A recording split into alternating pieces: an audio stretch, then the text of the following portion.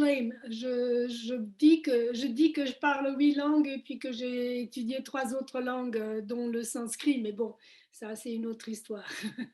Bon, 8 en tout cas, c'est sûr.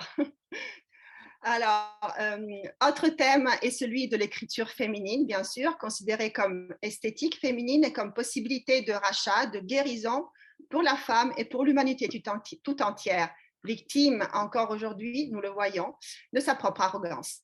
Alors, parmi ces œuvres sur l'esthétique féminine, nous avons, je cite, Réécriture des mythes, l'utopie au féminin, mythes dans la littérature contemporaine d'expression française, et les écrivaines contemporaines et les mythes, le remembrement au féminin. Alors, deuxième invitée du jour, Gabriela Acosta Bastidas, née en Équateur, a vécu au Chili pendant plusieurs années pour ensuite venir habiter en France et suivre des études supérieures. Elle a suivi un double master en anthropologie sociale et historique et en études théâtrales à l'université Jean Jaurès de Toulouse. En parallèle, elle a continué sa formation théâtrale et artistique en effectuant plusieurs stages. Doctorante en études hispaniques, spécialité en art de la scène, elle travaille dans le cadre de sa thèse à la transformation d'un projet intitulé Racines flottantes, titre de sa pièce théâtrale, soutenue lors de son master en écriture dramatique et création scénique. Ce projet a comme objectif la dramatisation et la théâtralisation des voix des femmes migrantes en France. Sa réflexion théorique et pratique essaye de faire un lien entre les sciences humaines et les arts de la scène. Elle pratique par ailleurs l'écriture, la dramaturgie, la mise en scène dans différents projets de création théâtrale collective, utilisant la pratique de la recherche-création et les méthodes d'enquête ethnographique. Alors, personnellement, je suis très intéressée par le théâtre et donc l'écriture au féminin. Et je crois que la rencontre aujourd'hui entre ces deux personnalités peut donner lieu à un dialogue très riche autour de l'idée de création féminine en tant que possibilité de rassemblement du corps et de l'âme dans l'écriture de Gabriela Acosta Bastidas, une écriture destinée à la mise en scène. Cette rencontre sera donc l'occasion de parler de la plaie causée entre autres par l'immigration dans l'écriture féminine. Par le biais de l'écriture dramatique, le remembrement dont parle Metka Zupancic est vécu par les femmes artistes et immigrées et se fait de manière plus vitale puisqu'il s'agit d'une écriture du vécu qui fait revivre, grâce à la scène, les blessures liées, dans ce cas, à l'expérience migratoire. Alors, je laisse d'abord la parole à Gabriela, qui va nous présenter son œuvre « Île flottante », pièce théâtrale. Merci, Gabriela. Merci Clélia et merci beaucoup pour cette invitation d'abord et merci aussi Metka, je suis enchantée vraiment de te rencontrer et de pouvoir échanger avec toi. Et donc je vais juste partager mon écran, donc si ça marche très bien. Et je vais mettre juste une petite vidéo au fond tandis que je parle. Voilà. Je vais vous expliquer donc comment est né ce projet Racines flottantes, donc Raíces flotantes en espagnol. Et depuis longtemps, le sujet de la migration humaine donc, m'interroge. Et comme disait Clélia, j'ai vécu une migration très jeune, d'abord sur les continents américains, depuis l'Équateur vers le Chili et ensuite vers l'Europe. Et à cette époque, j'ai essayé donc de comprendre comment le fait de quitter donc, une famille, un pays, pouvait m'influencer donc, sur mon identité, mon devenir, ma façon de vivre et la façon dont j'interagissais avec les autres. Donc, je me suis posé la question de l'identité migrante en cherchant ce qui faisait de moi une étrangère dans mon corps, dans ma façon de parler, dans la façon que j'avais de voir et de ressentir les choses. J'occupais un espace emprunté, autorisé, dans un pays que je n'avais pas choisi et qui pourtant, au fur et à mesure, est devenu intimement mien. Cela était le point de départ d'un besoin de parler de ces voyages, de ces déracinements, de cette blessure devenue une force, de cet abandon, de cet état contradictoire, se sentir toujours dans un entre-deux.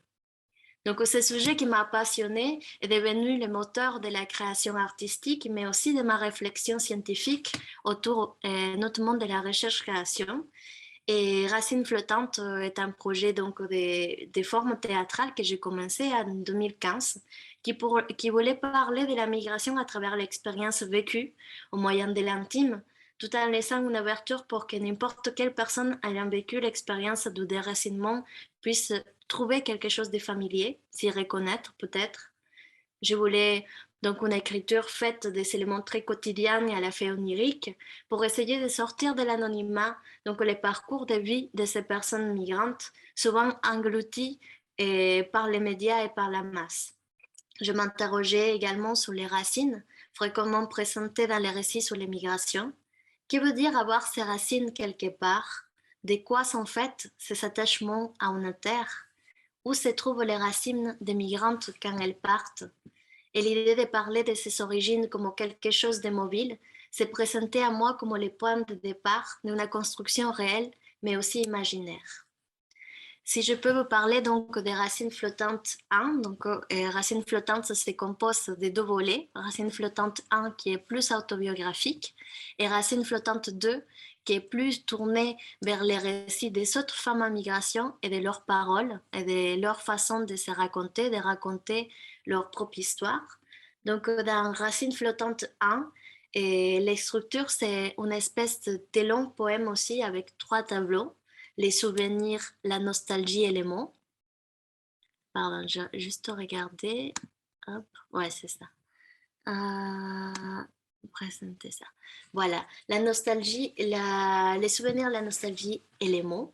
Et dans les 3 scènes très minimalistes, il y a un personnage central qui revient, la fille aux cheveux longs, qui va être la protagoniste des actions et qui sera le fil conducteur des différentes étapes par lesquelles passe l'écriture.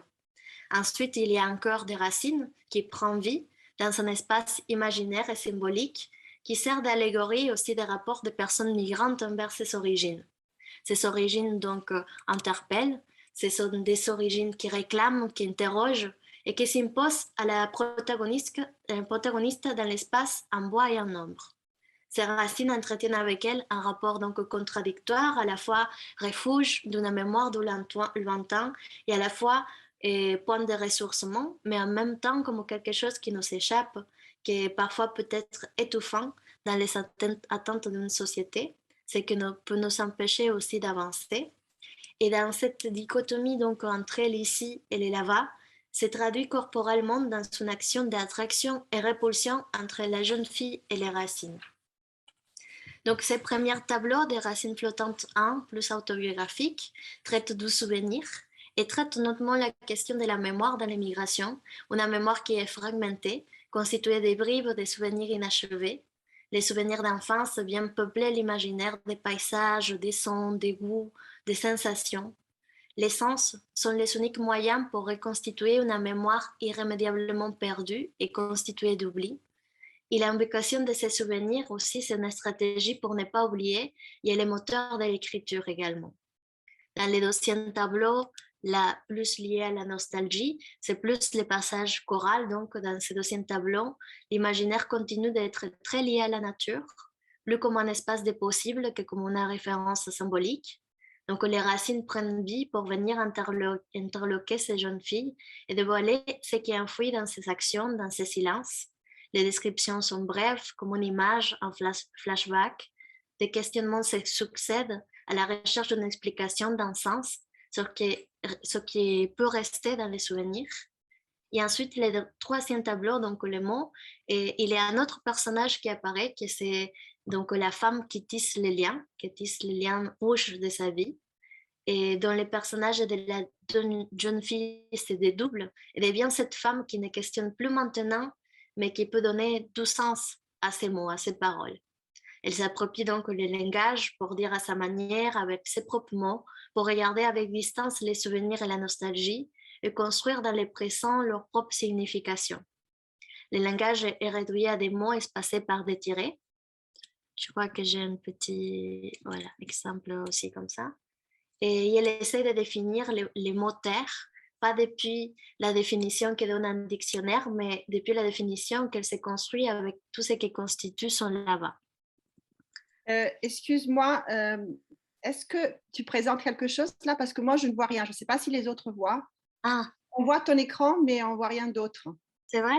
Je pense qu'il faut ouvrir d'abord le document pour pouvoir le montrer. Ah mince, c'est ça qui se passe en fait. Ah oui, parce que j'arrive pas à faire partager en même temps. Oui. Hop. Euh, J'essaye à nouveau.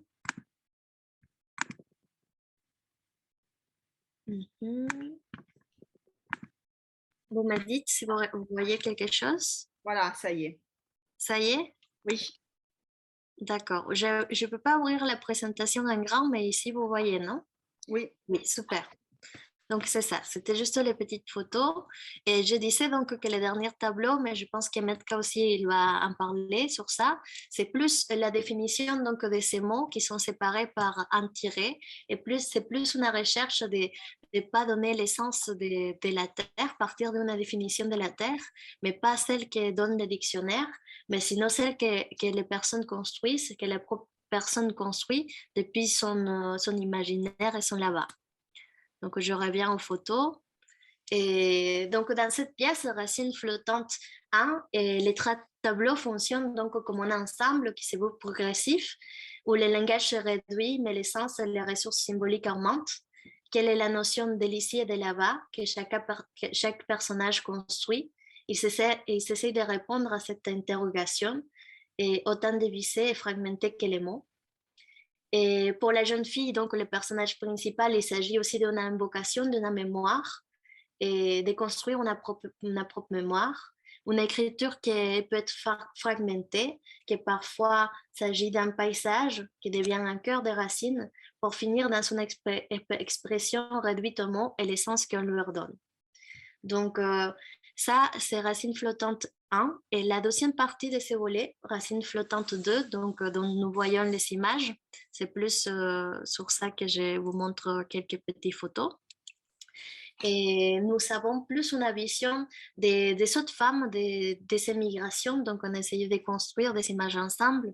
Celle que vous voyez, par exemple, c'est le travail autour d'une scène qui s'appelle justement Frontière. Donc, comment imaginer de construire, de faire une frontière aussi avec les corps et qu'est-ce qui se passe dans cette limite, dans cette frontière également.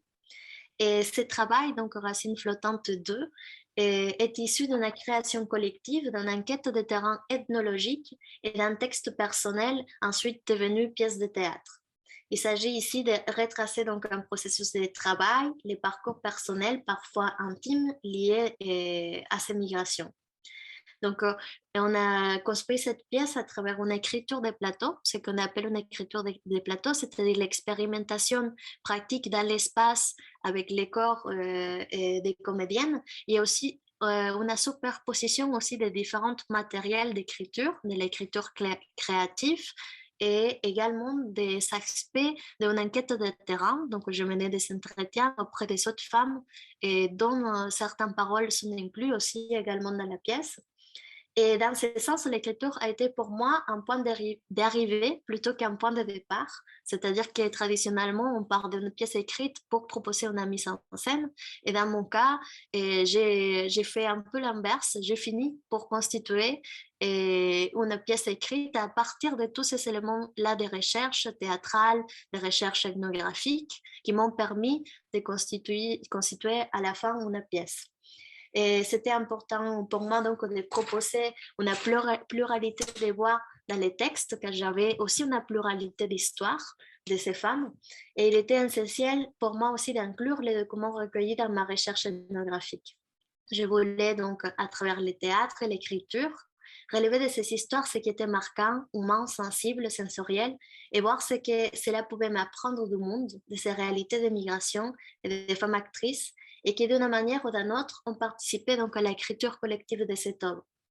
J'ai décidé de considérer donc cette pièce comme un échantillon de la réalité, mais aussi d'inclure en elle tout ce qui était de l'ordre du fantasme, de la représentation, de l'imaginaire, qu'elle et moi portions au propos de migration. Dans les premières pages de la pièce, j'écris donc personne n'échappe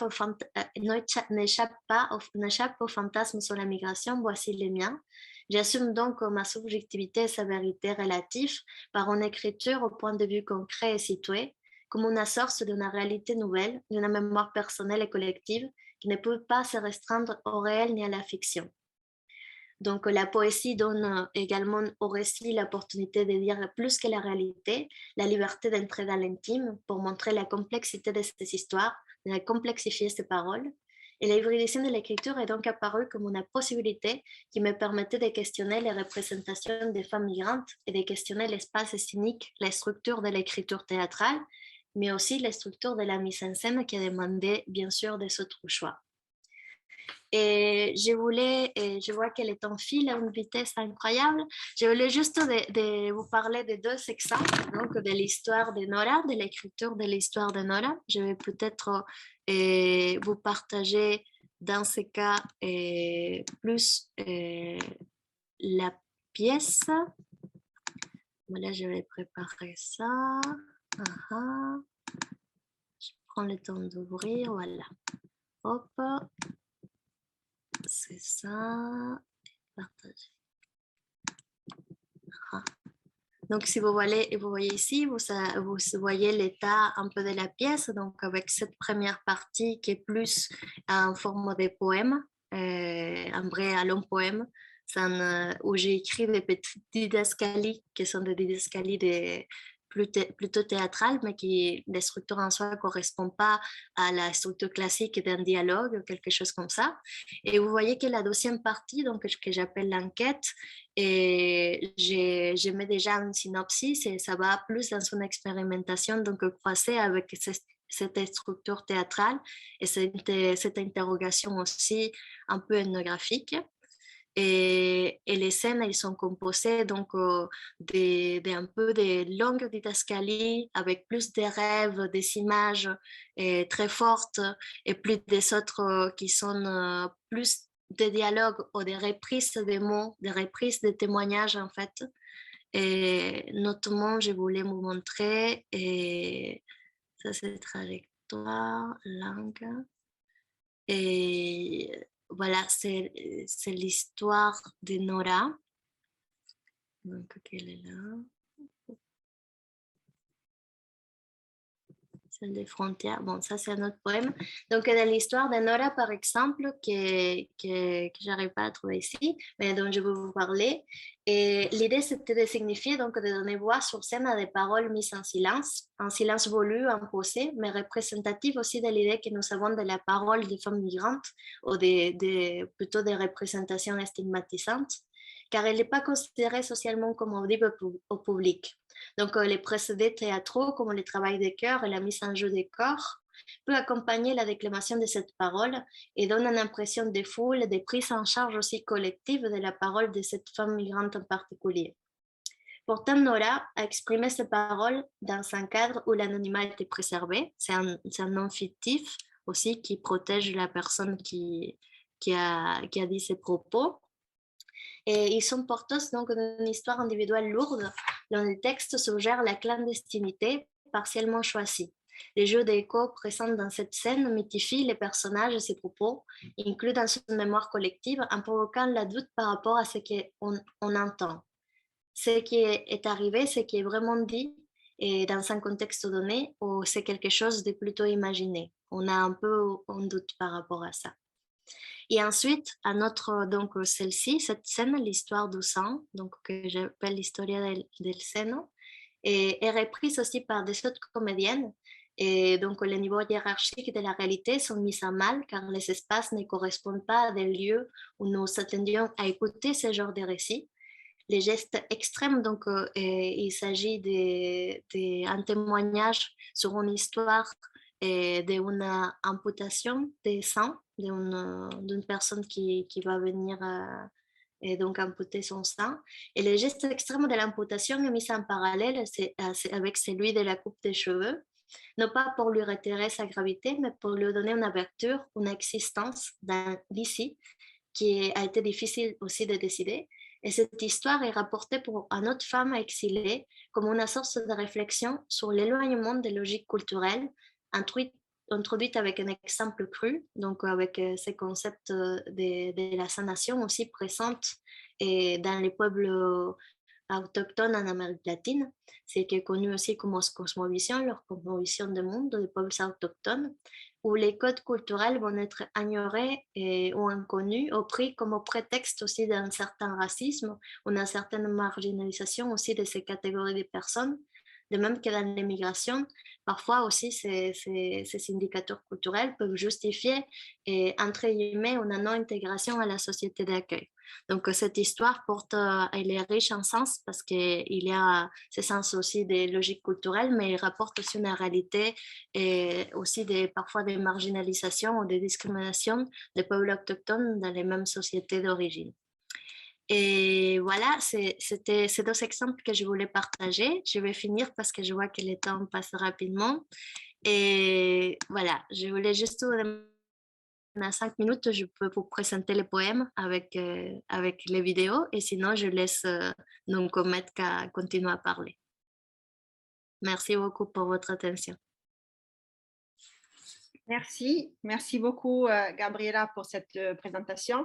Alors, avant de passer à mes réflexions personnelles, je laisse peut-être d'abord la parole à Metka, qui va nous parler de ce qu'elle entend par remembrement et, et surtout appliqué dans l'œuvre de Gabriela, dont on vient d'écouter quelques passages. Je te laisse la parole, Metka. Merci beaucoup, Clélia. C'est un vrai plaisir, je dois dire. On s'est retrouvés grâce à ma collègue Cheryl Thoman, qui a été l'invitée à Aix-Marseille. Et donc, elle a senti, enfin, elle vous dit bonjour d'ailleurs, du Panama. Et elle était contente comme tout qu'on ait pu établir ce contact et qu'on ait pu établir cette collaboration. Donc, ce qui est intéressant, c'est que, Gabriela, merci beaucoup de ce que tu as dit. Tu as insisté sur beaucoup de choses qui m'ont sollicité moi aussi. Donc, si je répète certaines choses, c'est qu'on ne s'est pas coordonné à l'avance. C'est tout simplement que ce sont vraiment des points très, très forts dans son texte. Et je partage avec vous mon PowerPoint. Est-ce qu'il est là? Oui. Voilà. Je ne vais pas m'arrêter à la première, sauf qu'il y a les feux de la rampe, il y a le théâtre et les planches. Et donc, je continue immédiatement avec le PowerPoint. Et là, il y a un petit problème, c'est que voilà, je vais le bouger un petit peu parce que sinon, je ne vois pas le texte parce qu'il y a la colonne à droite avec vos beaux images, vos beaux visages. Voilà, donc je reprends l'argumentaire de Clélia Di Pasquale sur le site de Frontières. Et donc, vous avez déjà vu un tout petit peu, Clélia a un petit peu parlé de ça. Je veux travailler sur cette notion du remembrement appliqué au théâtre et établir le dialogue, bien sûr, entre nous deux et entre nous toutes.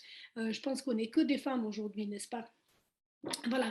Et ce qui m'attire principalement dans ce que Clélia a présenté, c'est donc le corps féminin, souvent mutilé et qui a besoin, donc, même malgré la mémoire écorchée, a besoin de guérir, parce que si on ne guérit pas, on ne peut pas avancer.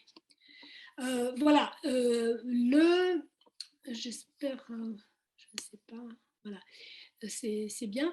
Je veux juste m'assurer qu'on procède bien. Donc, d'où vient ma notion, mon terme de remembrement?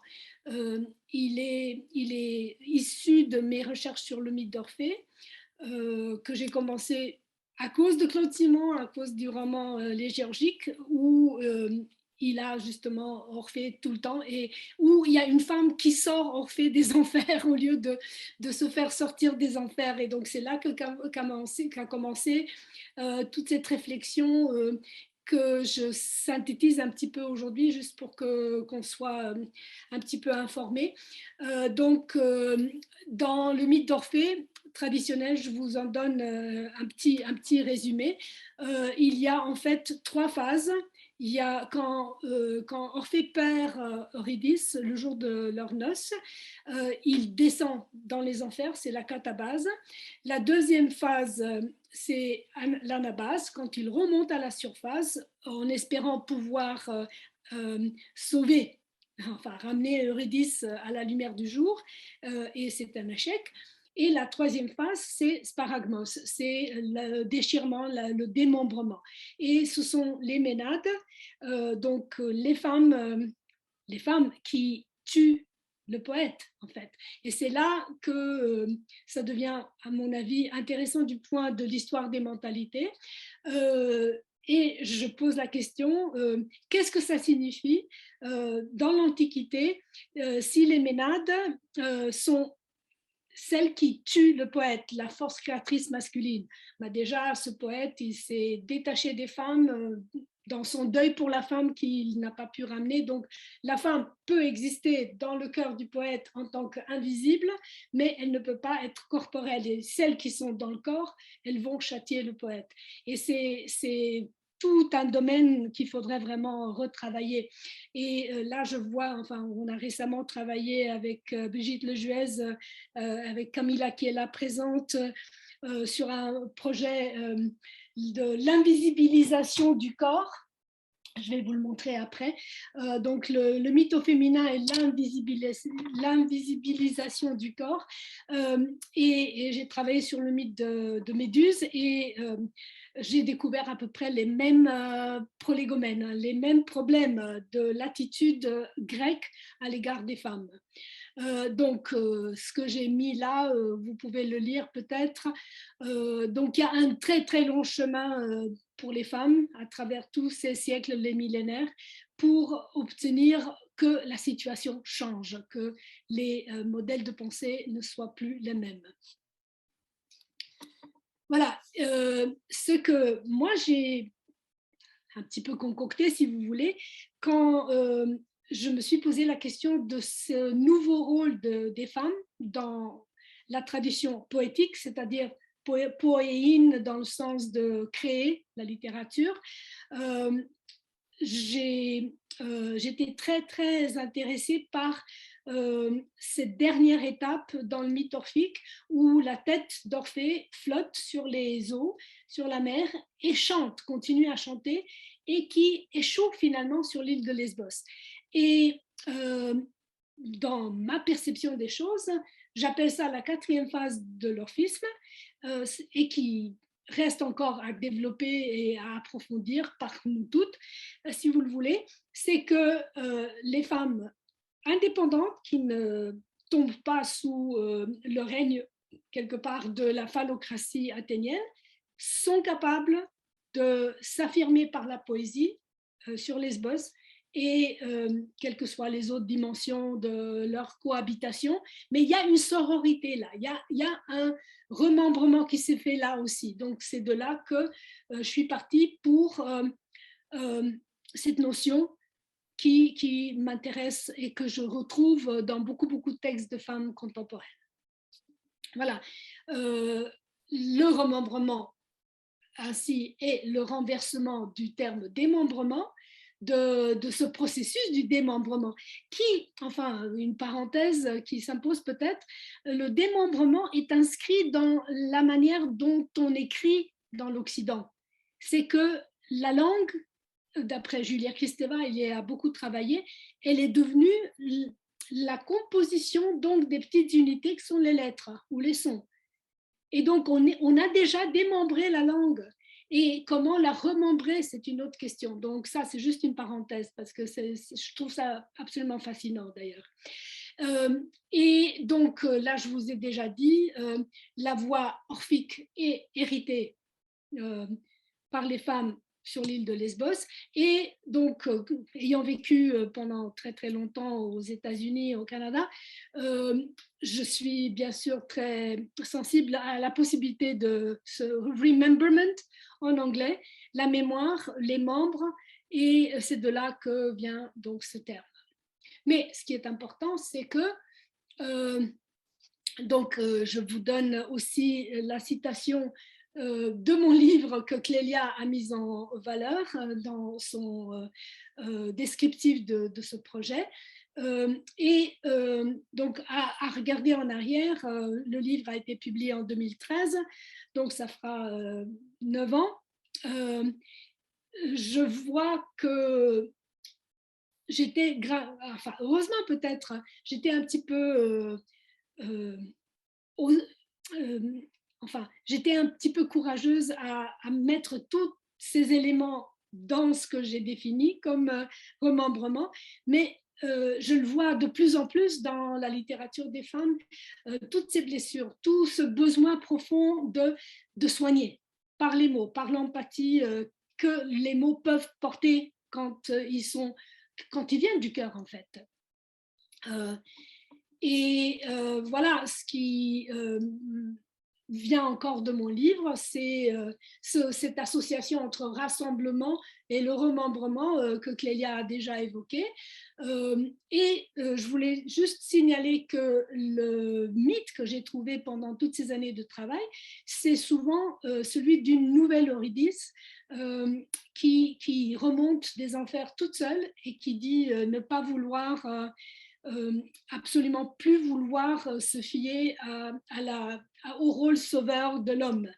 Et vous avez là, dans notre livre, que je peux vous montrer après, bon là maintenant je vais juste vous montrer la couverture,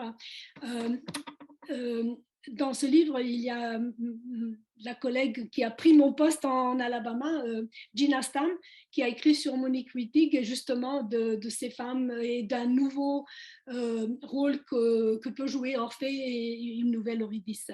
Mais sinon, dans mon livre, il y a énormément d'autres références mythiques. Je veux dire, les écrivaines dont je parle dans le livre, elles font appel à énormément de structures mythiques, de chaînes mythiques qui peuvent s'organiser dans des récits nouveaux.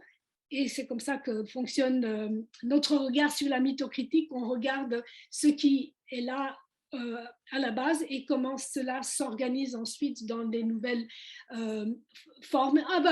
Puisque Camilla est là, elle a travaillé sur Senghor et sur la nouvelle Eurydice en Afrique d'ailleurs. Et moi, ce qui m'intéresse vraiment, c'est le dialogue. Et ce dialogue, bien sûr, aujourd'hui, je l'établis avec le travail de Gabriela. Et ce qui m'a vraiment, vraiment intriguée, ce qui m'a frappée dès la première lecture des Racines flottantes, c'était cette insistance sur la mémoire. Donc, ça me permet justement de faire lien. Et ce qui est intéressant aussi, c'est derrière le souvenir, il y a toujours cette idée de la nature.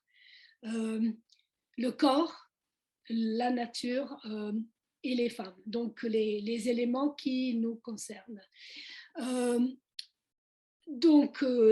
Je vous ai déjà un petit peu parlé de ces ensembles mythiques et symboliques que je peux immédiatement décoder dans un texte parce que ça m'intéresse le plus et que les mythes, pour moi, sont porteurs de connaissances très profondes et qui nous aident justement à travailler ensemble ou sur soi-même d'abord et ensuite ensemble. Et alors là, Gabriela évoque dans la partie les mots, la femme qui tisse les liens, donc on est dans Ariane ou Pénélope, mais vraiment ce sont des mythes repensés qui sont déjà nouveaux. Pachamama, la déesse mère, Gaïa, Rhea, la terre-mère, toutes ces figures porteuses de force féminine. Dans Racines flottantes 2, la mer est présente, on a Déméter et tout à l'heure on a évoqué avec Clélia Jean Shinoda Bolen et son livre Goddesses in Every Woman a été vraiment très très très important pour moi et je vous le recommande beaucoup parce que là il y a justement tous ces rapports entre plusieurs types de Déméter et Perséphone. Et quand on parle de mille et un contes, bien sûr, on évoque la littérature qui aide à survivre, donc chez Rezad. Et il y a ce que je vois, cet ancrage et ce point de départ qui devient rhizome. Et il y a ce dialogue constant dont nous parlait Gabriela. Et ce qu'on a vu, toutes ces femmes sur scène, c'est la sororité. Et ça, c'est un des grands termes qui m'interpelle. Je trouve que c'est crucial pour le remembrement qu'il y ait sororité. Et donc, j'ai beaucoup aimé ces deux syntagmes. En fait, mon rhizome à moi, ne sera pas ton rhizome à toi, mais nos rhizomes peuvent se rencontrer. Et c'est ce qu'elle fait dans sa pièce, dans ces deux parties. Et Mi Canto Interior, c'est donc elle apporte justement cette dimension personnelle qui rejoint le collectif. Voilà. Et chez elle, ce que je vois, c'est que le social, l'imaginaire sont toujours associés. Et ce que je viens de dire, cette transformation est personnelle d'abord et collective, et le collectif affecte le personnel. Et voilà, il y a cette question, changer le monde, et on est bien d'accord pour le changer si on peut, n'est-ce pas, avant que quelqu'un n'appuie sur le bouton qui nous fera tous partir dans une autre dimension, et on l'espère bien, n'est-ce pas? Mais donc cette fable qu'on va construire dans ce chapitre sur l'éveil, cette fable-là, elle va nous porter, elle peut nous aider à endurer ce que la vie nous oblige d'endurer. Voilà, et je vois aussi le démembrement comme un chemin obligatoire. Enfin, on parle des archétypes, n'est-ce pas? Ce que le mythe d'Orphée raconte avec Catabase, Anabase, Sparagmos, c'est quelque chose qu'on vit continuellement. Gin Dabolen en parle justement par rapport à Perséphone. Elle doit descendre dans les tréfonds de l'âme pour pouvoir en sortir, pour pouvoir aider les autres. C'est une des versions de Perséphone. Et donc, il faut être déchiré quelque part pour pouvoir se remembrer. Et donc, on a vu un petit peu avec Gabriela cette histoire absolument poignante de l'ablation du sein et de l'automutilation pour survivre, n'est-ce pas? Mais où il y a un remembrement qui se fait à notre niveau. Donc, raconter, écrire, c'est ce qui domine dans ces préoccupations. Et donc, je pense que le remembrement ultime, c'est vraiment retrouver la terre dont l'aspect souffrant est présent.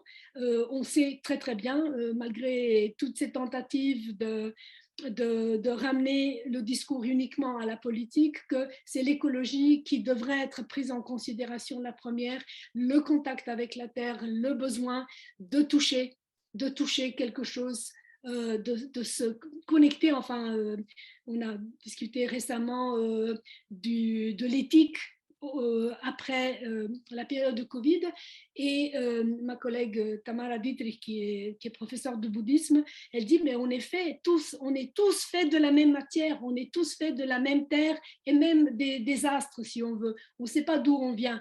Mais pourquoi nous entretuer? Pourquoi ne pas créer cette nouvelle éthique qui nous permettra d'aller au-delà et de sauver la planète si on le peut?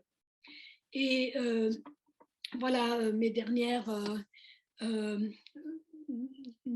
diapositives. Ce qui est important, c'est la solidification des liens de sororité. Donc, Gabriela le dit, maintenant nous sommes des milliers. On est et merci beaucoup Clélia d'avoir cité ce passage de mon récit, on est vraiment tous des vagabonds, des vagabondes. Et je vous laisse goûter aux dernières phrases de la pièce. Terre, foyer, patrie, chemin, pays, endroit où je m'établis. Et cette plante, la plante verte qui va pousser. Donc c'est vraiment le retour à la terre. Et ce que je dis pour conclure, le dialogue visiblement va continuer, on l'a vu tout à l'heure. La communauté, quand on est ensemble, on crée de nouvelles valeurs, et il y a le soutien mutuel, il y a le changement radical des consciences et le réveil d'une nouvelle donne, et la guérison collective, à mon avis, doit se faire pour et je vous cite ce que Gabriela nous disait déjà, accueillir ce qui est différent, donc toutes ces femmes des autres cultures, sauvegarder ce qui nous nourrit, donc la terre, encourager ce qui nous fait avancer, nous fait avancer toutes et tous, et je veux dire, c'est cette sororité, cette fraternité, fratrie, tout ce qu'on peut faire pour consolider nos liens, pour quelque part sauver la planète et nous sauver nous-mêmes. Merci beaucoup. Merci vraiment, merci à toi Metka, c'était vraiment très passionnant et utile pour nous toutes. Cette présentation, vraiment ces réflexions qui nous ouvrent beaucoup d'horizons et qui résument en fait une bonne partie de tes recherches qui sont vraiment révélatrices pour moi, surtout sur les mythes qui nous aident, comme tu l'as évoqué, tout au long de notre vie. Donc, quelques mots sur l'œuvre de Gabriela, qui est pour moi aussi très touchante. Et surtout, ton analyse, Metka, nous aide à nommer, disons, les enjeux présents dans cette œuvre.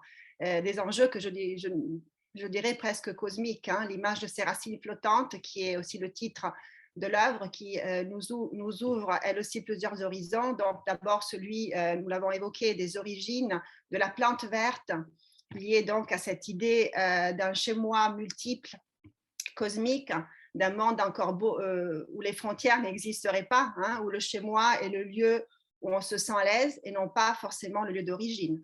Dans la pièce, on parle de frontières, ce sont des frontières corporelles, Gabriela nous l'a dit, des frontières créées par des corps humains, donc des frontières physiques et mobiles, facilement abattables.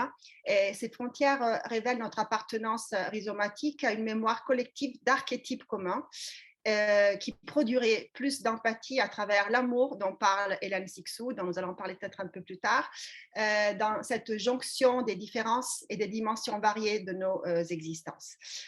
Autre thème, bon, c'est celui qui est l'enjeu de mon séminaire, donc celui du féminin.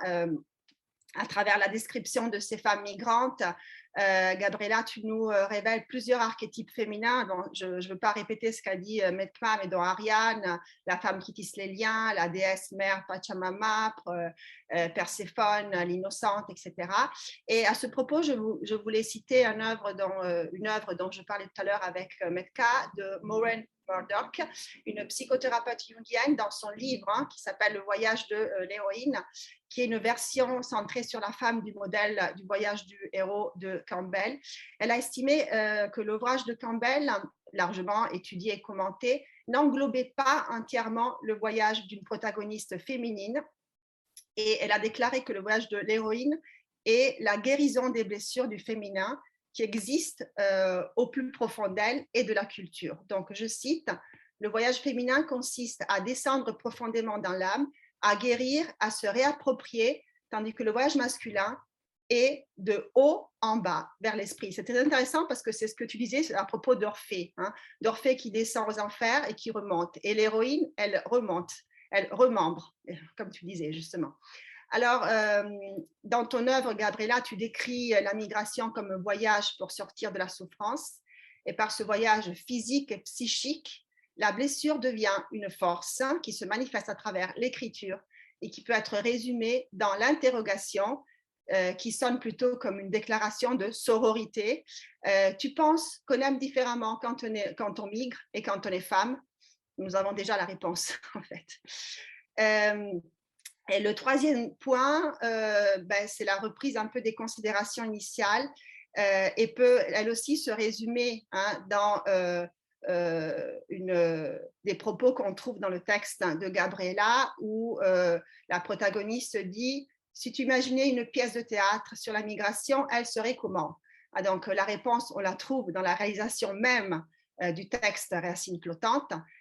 Ici, l'écriture, tu l'as dit, tu l'as évoqué en parlant des corps et de la façon dont le spectacle même est construit. Donc, d'abord, à travers la scène, à travers les dialogues avec les acteurs, qui ne sont pas peut-être des acteurs, non, je pense que c'est plutôt des personnes, des femmes migrées, comme tu le disais, et donc des corps féminins, et à partir de ces corps, ces corps deviennent du matériel, d'une matière réelle et tangible qui occupe une place dans un espace. Donc les mots, les paroles sont remplacés ou accompagnés par des gestes concrets, par des éléments visuels. C'est le propre du théâtre. Quel est donc l'effet du corps féminin remembré qui se concrétise sur la scène? Est-ce que, et ça je demande plutôt à Metka, la mise en scène franchit des frontières que la simple écriture ne parvient pas à franchir, car elle est beaucoup plus concrète? Je crois effectivement qu'aujourd'hui, certaines autrices de théâtre réussissent à faire vivre à l'acteur et aussi au spectateur des expériences réelles qui contribuent au changement de soi-même et de la société, à contraster ce morcellement dont nous avons parlé, le déchirement orphique, justement, le spargamos dont nous a parlé tout à l'heure Metka, qui a créé, grâce à sa particularité, qui crée, pardon, le théâtre, grâce à sa particularité du hic et nunc, une sorte de sororité qui devient solidarité que seul le spectacle vivant peut déclencher, à mon avis. Une sorte de mitleid, une empathie, amour avec un A majuscule dont parle Hélène Cixous, écrivaine du théâtre, non par hasard. Alors, je te laisse la parole, Metka. Si je commence à parler d'Hélène Cixous, bien sûr, sa collaboration avec Ariane Mnouchkine nous est connue. Ce qui était invivable presque au théâtre de Vincennes, à la cartoucherie, c'était des spectacles d'une journée entière où les acteurs servaient la soupe pendant les entr'actes. Bon, ce qui est intéressant, c'est que Cixous, bien sûr, elle est active sur tous les plans et elle parle dans tous les, enfin, elle parle du point de vue du théâtre des grands thèmes. Enfin, elle évoque, elle a parlé de Gandhi, de Sihanouk, mais ce qui, chez elle, pour parler de la sororité, de cette relation entre femmes, c'est que elle le dira elle parlera, elle évoquera les mythes dans sa prose, dans ce qu'on appelle la fiction, mais moi je ne la vois pas vraiment créer cette sororité sur le plan personnel. Enfin, elle a beaucoup d'enthousiastes qui la suivent avec ses séminaires. Le prochain va être sur Zoom le 2 avril. Mais elle cherche vraiment à changer les choses. Elle descend en elle-même pour trouver ce qu'il faut changer pour le mettre dans ses écrits, mais elle ne va pas avoir une action sociale, par exemple. Moi, j'ai beaucoup travaillé, dans mon livre, justement, je parle de sa pièce Le réveil des Irini. Et c'est là où on voit qu'elle repense les bases gréco-romaines de notre culture occidentale. Et elle parle justement du problème advenu avec la libération d'Oreste grâce à Athéna, qui n'est pas un mythe en faveur des femmes, mais qui est la porteuse de la nouvelle phallocratie grecque, et que Clytemnestre, tué par son fils, n'est plus un crime. Donc on tue la mère, alors que il y avait peut-être dans le passé ce dont parle un petit peu le mythe de Déméter, une sorte de matriarcat qui a été aboli avec la montée sur la scène dans la conscience collective grecque d'Athéna comme fille du fer. Voilà, donc je ne sais pas si c'est ça que tu voulais vraiment qu'on aille dans cette direction-là, mais le théâtre, justement là, avec donc à la cartoucherie, avec énormément d'acteurs, avec cette présence massive qui en elle-même crée une énergie, oui, voilà, on peut réveiller les consciences. Mais donc on a parlé tout à l'heure aussi de Tout comme elle, de Louise Dupré. une pièce de théâtre qui a été commanditée par Brigitte Entiens. Brigitte Entiens est une grande metteur en scène québécoise, canadienne, avec un nom belge de son mari, je pense. Et elle a demandé à Louise Dupré, qui est donc une des grandes romancières poètes québécoises, qui a été professeure à l'Université du Québec à Montréal, de proposer quelque chose qui parlerait des corps des femmes et de cette sororité. Donc, de ce texte, tout comme elle, justement, on est toutes comme elle. Elle a mis sur scène, donc, je ne sais pas, vous le voyez mal ici, mais donc elle a mis sur scène 50, Brigitte a mis sur scène 50 femmes.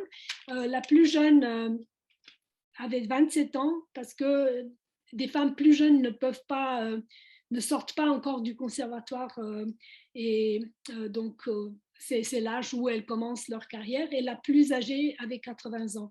Et elles sont venues toutes sur scène, donc Usine C, c'est une ancienne usine qui a été refaite en théâtre à Montréal, au centre-ville, et 50 femmes sont venues habillées en blanc écru, un petit peu, rouge ou noir. Et toute la pièce n'a que ces trois couleurs, blanc, rouge, noir, donc très symbolique si vous voulez. Elles viennent pieds nus et elles mettent des chaussures. Donc, quelle est la chaussure à leurs pieds? Qu'est-ce qu'elles peuvent avec quoi peuvent-elles s'identifier? Qu'est-ce qu'elles peuvent défendre comme principe quand elles se mettent dans les chaussures? Et il y avait des femmes qui avaient des bras en plâtre, elles étaient en corset, elles étaient en chemise de nuit, mais la plus âgée disait maman. Donc ce rapport absolument jamais réglé avec la mère. Que Lucie Regaray a vraiment développé à fond, que Julia Kristeva a montré un peu autrement, et que Sixou n'arrête pas de retravailler non plus. Parce que bon, sa mère est morte quand elle avait 103 ans et la fille est devenue mère pour sa maman. Tous ces rôles renversés et cette question primordiale, ce que les femmes lèguent à leurs filles et ce que les filles peuvent continuer à léguer à leurs propres filles pour que le monde évolue. Voilà.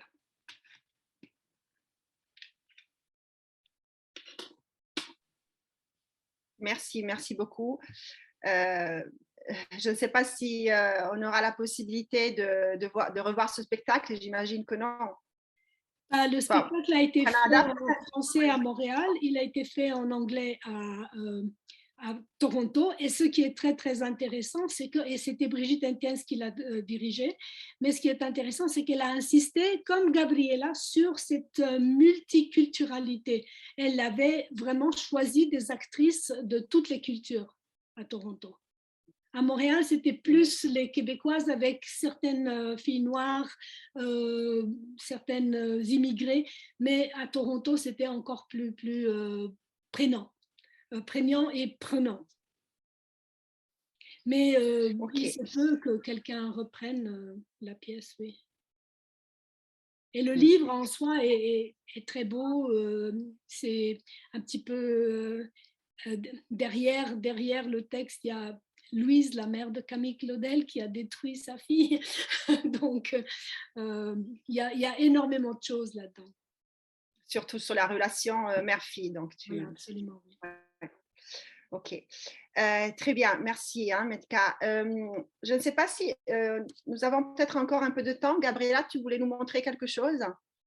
Oui, j'ai partagé en parlant de la scène et comment justement ces mots, ces textes se transforment et deviennent corps. Ils sont des mots incarnés donc par cette scène. Peut-être montrer des petites images donc la mise en scène que je peux faire de ces solos, donc des mots, des racines flottantes 1. Et je les mets sans son et après je vous montrerai avec son donc les poèmes pour que vous puissiez entendre, écouter et justement de quoi on a parlé tout à l'heure. Bon, désolé pour l'enregistrement qui n'est pas de super bonne qualité. Mais il y a par exemple, ça c'est l'image finale, la mise en scène de l'image finale des mots, où il y a cette vidéo que je vais vous montrer ensuite avec les sons, où je dessine des nuages et ces nuages deviennent après des racines qui vont flotter. Il y a au début donc de ces solos une danse performative avec un rythme plutôt afro-équatorien qui va venir être aussi beaucoup de l'ordre de la performance et du chant, de la trance aussi. Et ensuite, il y a cette idée du souvenir, la répétition de ces mots, je me souviens comme une espèce d'invocation de la mémoire, et pour ne pas oublier, mais pour réinvoquer les choses, pour les rendre vivantes, c'est passé aussi, les réinvoquer au présent. Et cette transformation aussi de ces espaces donc réels dans quelque chose qui devienne, comme vous disiez, je n'avais pas fait ces liens avec la mythologie, mais il y a beaucoup aussi des imaginaires, des espaces oniriques qui sont représentés dans ça.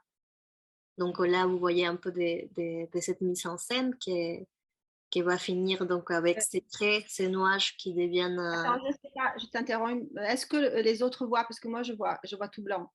Ah, Non, on voit que tout blanc. On voit que Ah, tout blanc. mince. C'est comme tout à l'heure. Ah, qu'est-ce que j'ai fait? Je repartage au cas où. Tcha, tcha, tcha.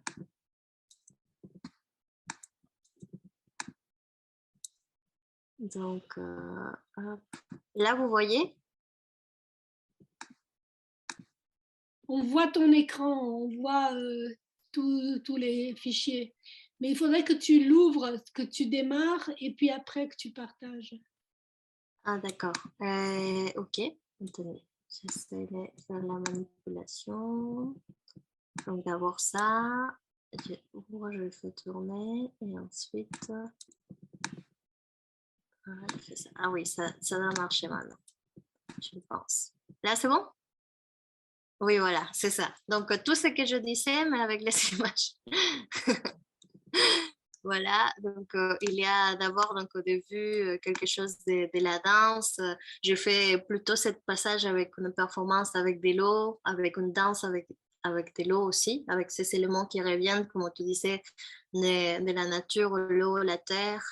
Et ensuite, à la fin, il y a cette invocation du souvenir avec cette image aussi de fin, que c'est une vidéo que je vais vous faire passer tout à l'heure. Mais qui va venir dessiner donc ces nuages dans les nuages qui sont de la vidéo réelle, que c'est des prises de vue donc depuis l'avion que j'ai fait en allant donc d'Équateur au Chili ou de France vers le Chili. Donc c'est ces passages qui passent un peu en boucle avec tous ces mots qui reviennent. Et donc après, ce dessin il va évoluer petit à petit et il va devenir justement ces nuages surposés avec les nuages, ça devient aussi ces racines-là qui vont apparaître mélangeant et tout ce qui est de l'ordre du réel des documents, donc avec cet univers onirique, fictionnel, plus imaginé. Donc ça devient ces racines qui flottent dans le ciel, entre les nuages. C'est un peu ça.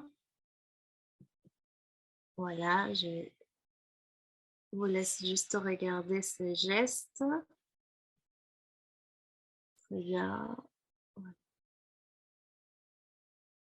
Et finalement, donc, je partage avec vous ces poèmes, donc cette petite clip sur les textes avec les sons. Vous me dites si vous l'écoutez. Donc, c'est pas là. J'arrête de partager, je ferme ici. Bon. Ouvrir avec ça.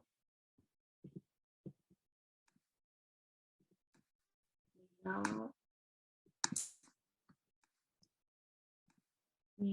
Est-ce que vous voyez? Oui. Et après, il faudrait juste que je règle les sons. Non, que je vais régler avant. Pardon, 10 petites secondes.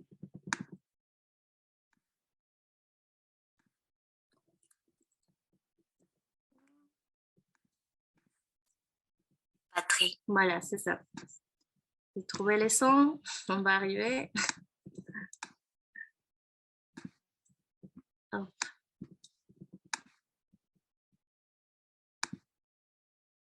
Est-ce que vous voyez? Est-ce que vous entendez? Non. Patrie. Ah voilà, c'est ça. Terre. Foyer. Patrie. Chemin. Pays. Endroit où je m'établis. Mon chez-moi. Chez ma famille. Mes origines. Là d'où je viens. Mon repère. Mi Pachamama. Ma terre-mère. Mon sol. Mon espace. Mi ciudad. Mon berceau. Mon endroit. C'est là d'où je viens. L'endroit où je suis née. Là où j'ai grandi. Mon seuil. Ma demeure. Là où j'ai laissé mon cœur. Chez ma famille. Chez mes parents. Là-bas où j'appartiens. Là d'où je viens. Mon chemin. Mon aventure. Là où j'ai commencé mon histoire. Là où mon cœur a battu pour la première fois. La terre de mes ancêtres. D'où je suis partie. Ma plage, ma campagne. Ma ville, ma cité, ma montagne. Ma forêt. Moi-même que j'ai laissé. Mon chez-moi qui n'existait plus et qui m'appartient. Mon souvenir d'enfance. Une étape de ma vie. Mon trésor. Mon mystère. Ma citoyenneté. Mon abondance. Mon désir. Mon coin. Ma monnaie. Mon ciel. La vieille boîte à musique que j'ai abandonnée. La face cachée de la lune de l'autre côté de l'océan. Ma chambre toute décorée. Ma langue. Mon air. Ma commune. La route que j'ai toujours traversée. Ma moitié. Mon climat. Cette espèce de sorte de banane plantain. Ma contrée. Mon bord de mer. Mon état. Ma cité. Cette partie du globe qui n'est pas recouverte par les eaux et qui mienne sans être mort.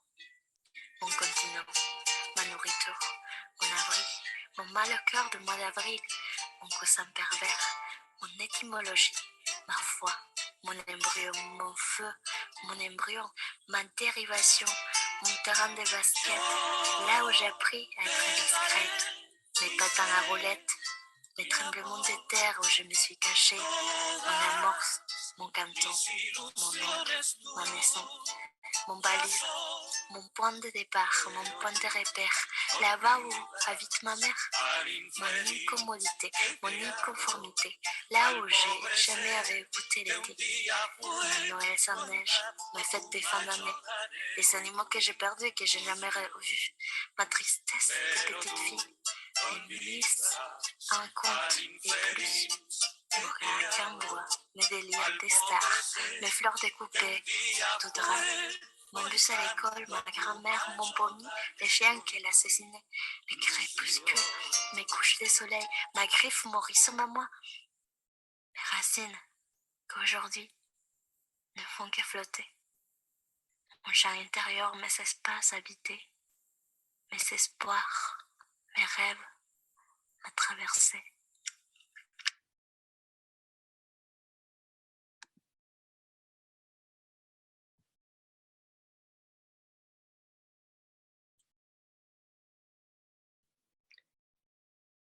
Merci.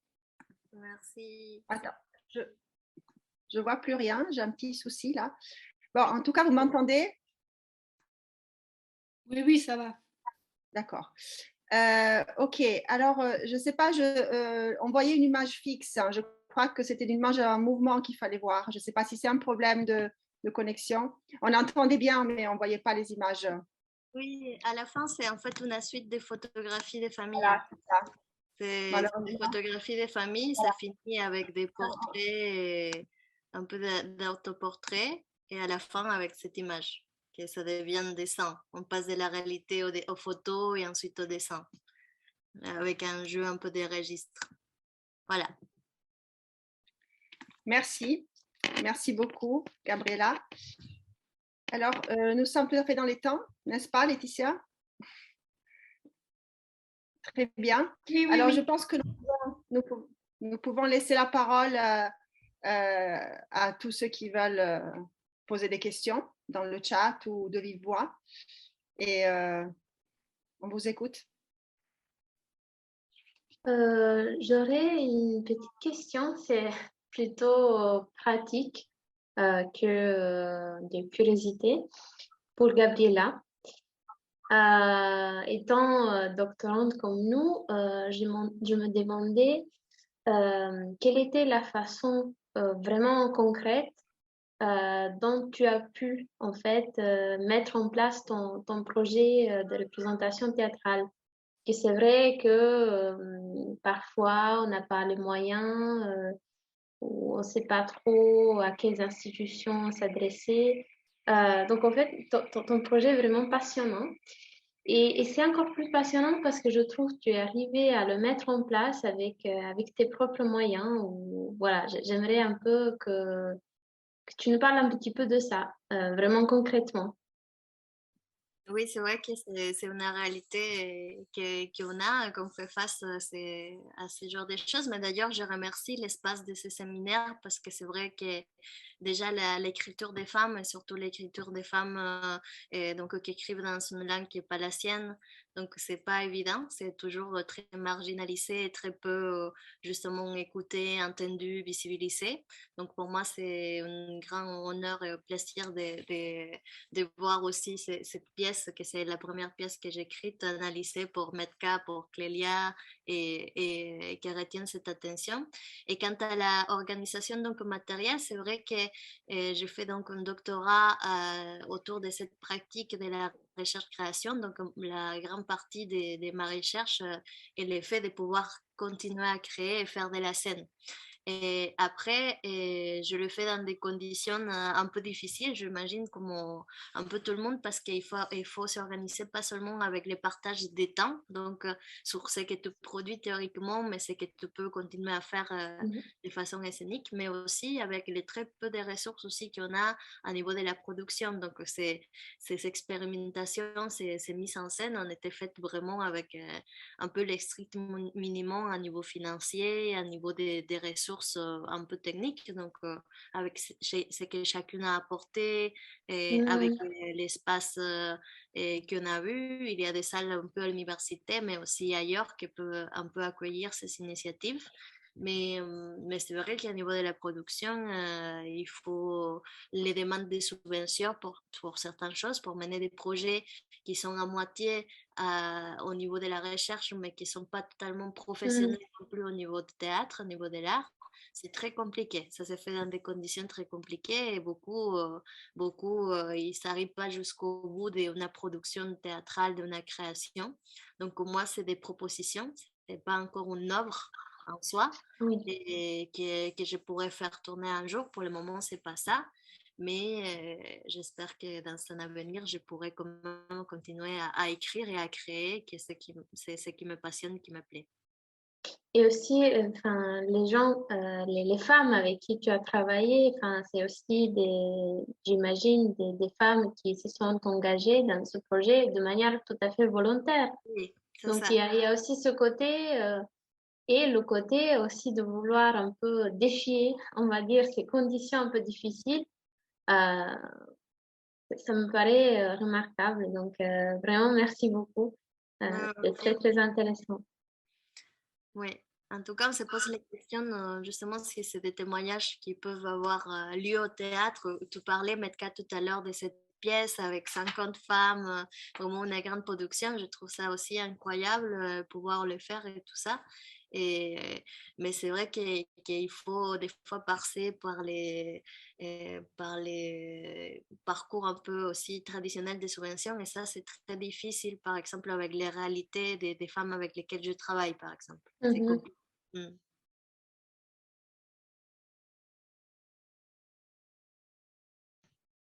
Alors, est-ce qu'on a d'autres questions? Vous pouvez prendre la parole si vous voulez.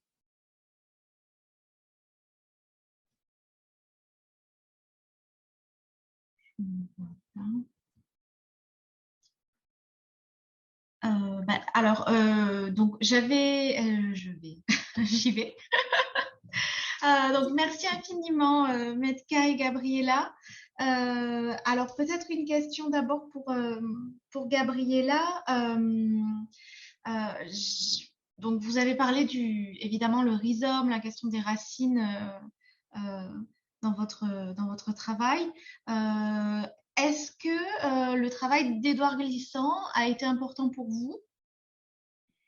Ben, c'était une remarque qu'on m'a fait récemment, justement dans mon comité de suivi. Ils m'ont dit les racines, c'est quelque chose qui ne se construit pas qu'au passé. Et Édouard Glissant construit vers l'avant aussi ses racines, comme quelque chose qui sont tournées vers le futur. Et c'est vrai que c'est une idée qui m'a beaucoup plu, mais j'ai pas encore, j'ai pas encore exploré. Par contre, mais que j'ai très envie d'aller justement regarder et voir. Et par contre, par exemple, le retour que j'ai eu de la pièce, pas seulement de l'écriture, mais de la mise en scène, c'est le fait que des fois, on parle de ces récits de migration très tournés vers la mémoire, que c'est une de mes obsessions, mais aussi pour dire que ces récits, ils sont dans le présent, ils sont dans le futur aussi. Qu'est-ce qu'on imagine dans le futur, qu'est-ce qu'on peut imaginer dans le présent, et c'est vrai que juste encore, j'ai pas un vrai. Alors on ne vous entendait pas très bien vers la fin. Ah mince, Ça c'est bon, coupait un j'ai peu. connexion. Oui, je disais que non, que j'avais pas lu Edouard Glissant, mais que je vais le faire. Et que... C'était pas pour vous. Ah, pardon. C'est parce que justement, ça résonne énormément.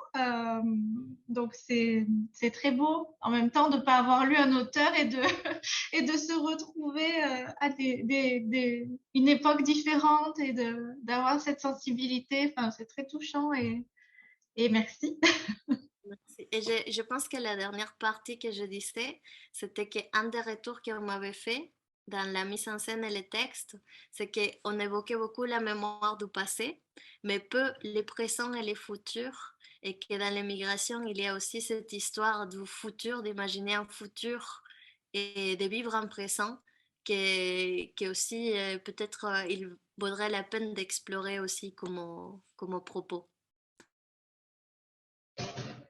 Oui, merci beaucoup, Gabriela. Peut-être aussi une question sur donc ce dernier texte lu, enfin, et cette vidéo que vous nous avez montrée.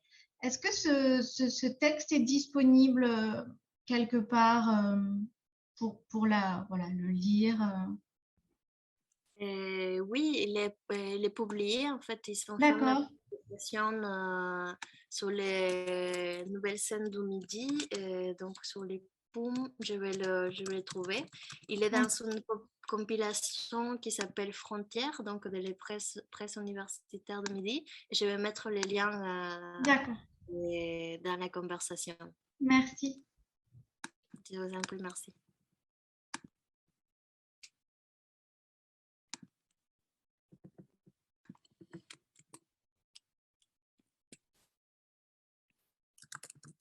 Merci. Alors, est-ce qu'il y a d'autres questions?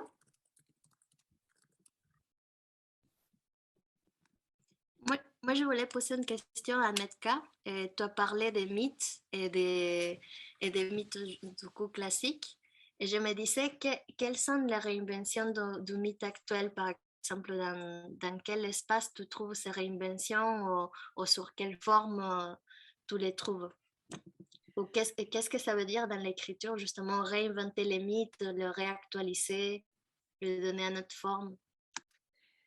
Euh, euh, c'est bien sûr plusieurs thèses de doctorat là-dessus, si on voulait aller plus en profondeur dans la matière.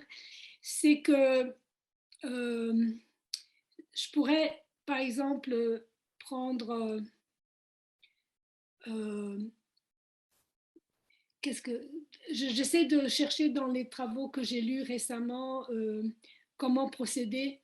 Euh, Par exemple, dans le contexte francophone, euh, il y a beaucoup de références aux mythes grecs. Et ces mythes gréco-romains sont souvent transformés. Bon, qui pourrais-je mentionner? Sylvie Germain, elle a travaillé sur la méduse et elle a changé le visage de la méduse. Elle a montré le côté destructeur, mais elle a aussi transformé le mythe pour en faire une image positive. Mais enfin, si je me concentre sur Hélène Cixous, qui a donc démarré cette idée de l'écriture féminine avec son essai un petit peu culte, Le rire de la méduse, et où elle reprend Méduse, par exemple, et elle y associe le rire.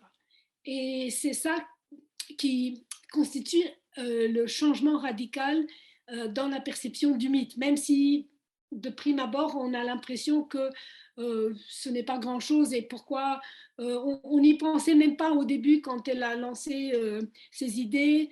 Bon, elle a repris Le rire de la méduse en 2010 avec un autre texte sorti où elle a aussi travaillé sur la restructuration des anciens paradigmes. Donc c'est assez nouveau, même si elle est née en 37 et que bon, elle fait partie de la génération des aïeuls déjà presque.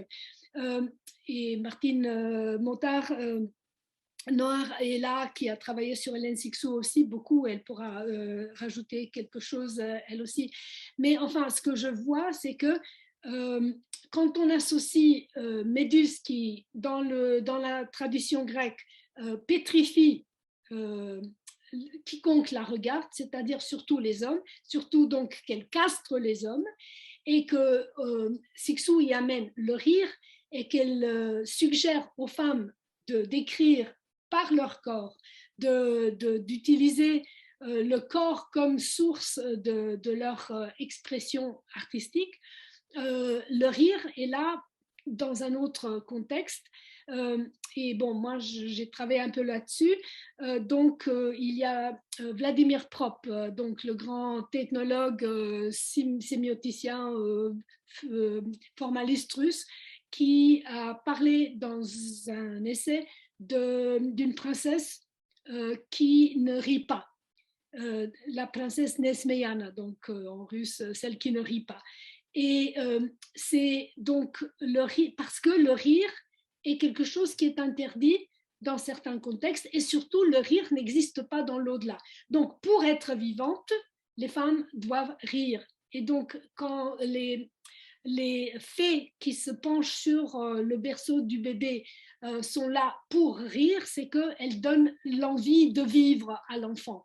Donc le Méduse qui a une force incroyable parce elle fait peur à toute la gente masculine, si elle rit, c'est qu'elle parodie ses propres actions, c'est qu'elle ironise tout le processus. Et donc, ce que Cixous a fait, c'est qu'elle a donné énormément d'énergie créatrice, elle a débloqué l'énergie créatrice des femmes. Ce que je disais tout à l'heure, c'est qu'elle était peut-être sur les barricades en 68, mais après, elle n'a pas vraiment été le porte-drapeau, le porte-parole, sauf à travers son écriture qui est très compliquée.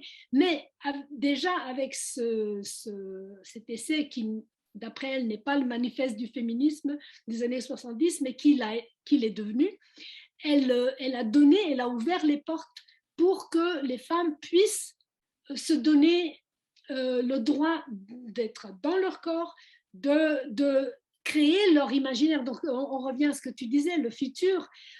Donc, on doit connaître le passé parce que si on ne le connaît pas, on ne sait pas ce que ce passé nous a légué. Et maintenant, est-ce qu'on va le changer, le passé, ou est-ce qu'on va perpétuer les modèles de l'antan? Et si on le change, où est-ce qu'on veut aller? Quels sont les paramètres qu'on veut développer et quels sont donc, est-ce qu'on veut rester sauveuse oui, non, parce que ça peut être un problème. Si on est sauveuse nous-mêmes, on va se détruire. Si on peut être sauveuse dans la communauté, oui, quand on est dans cette solidarité, dans l'empathie, dans la sororité, oui, peut-être. Et alors là, il y a d'autres femmes qui travaillent là-dessus. Donc, et ça, c'est reprendre les archétypes, les retourner et essayer d'aller vers l'avant. Et bon, moi, puisque tu parles de Panchamama, et que j'ai un peu travaillé, non pas tellement dans la mythologie des Andes, mais plus des Indes, je peux dire que il y a par exemple, chez quelqu'un que j'aime beaucoup, Chitra Banerjee Divakaruni, qui est une indienne qui vit à Houston aux États-Unis, il y a donc la réécriture des anciens mythes indiens. Et pour nous, les Occidentaux, donc là maintenant, bien sûr, il ne faut pas oublier qu'il y a de l'Amérique centrale, latine, du Sud, toute cette énergie en amont qui va peut-être donner quelque chose de nouveau en Europe ou dans l'Occident. Mais pour nous, les mythes indiens sont très importants parce qu'ils nous ont tout de même, ils ont façonné les mythes grecs et qu'on en a hérité pour toute l'évolution des 2000, 3000 années. Mais enfin, ce que fait Chitra Banerjee Divakaruni, c'est qu'elle reprend le Mahabharata et le Ramayana, les deux mythes fondateurs de la culture indienne, et elle parle au nom de la femme. Donc, dans son roman Le Palace of Illusion, elle parle de Draupadi, de la grande incarnation de la femme indienne qui a été bafouée aussi. Et dans The Forest of Enchantment, elle parle de Sita, qui est le modèle de la femme indienne, mais qu'elle renverse. Et donc, là, il y a le réveil. Là, il y a quelque chose qui se passe. Et quand elle parle aussi, quand elle écrit des romans qui ne sont pas directement rattachés à la mythologie indienne, elle leur donne ces qualités-là.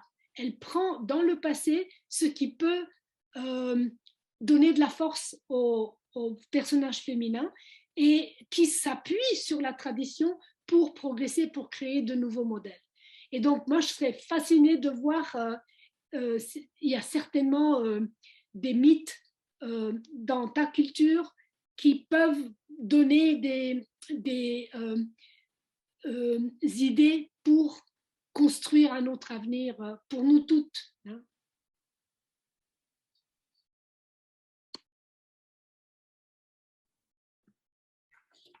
J'aurais deux questions pour les intervenantes et j'espère que je ne fais pas modèle du politiquement correct, mais on parle des femmes et là où je suis un peu gênée, c'est dans ce déterminisme biologique qui semble imprégner nos discussions, quoique, je le comprends totalement. Mais comment est-ce qu'on peut échapper à cette discussion qui semble être très basée sur une sorte d'essentialisme biologique? Si vous voyez où je suis ici. Oui. Merci Martine, c'est bien gentil. C'est bien, enfin, il faut avoir ces points de vue. Non, mais enfin, moi je me dis, j'ai écouté l'autre jour Vandana Shiva, qui est donc cette indienne qui est hautement scientifique et qui a décidé de ne pas faire carrière dans le nucléaire, de revenir en Inde et de travailler avec les femmes. Et ça me paraît donc aller au-delà de l'essentialisme, c'est que finalement, qu'est-ce qui se passe? La femme qui a cru obtenir certaines libertés, certains privilèges, la première à être visée, ce sera elle. Dans tous les conflits, c'est de nouveau la femme qui va être punie d'avoir osé se manifester, d'avoir osé parler. Et donc, bien sûr, j'ai été un petit peu, même dans mon discours, un petit peu dans l'utopie, parce que j'ai pris, bien sûr, pour point de départ, le texte de Gabriela, et c'est une jeune femme, comme on le voit, et je me suis dit, mais c'est génial.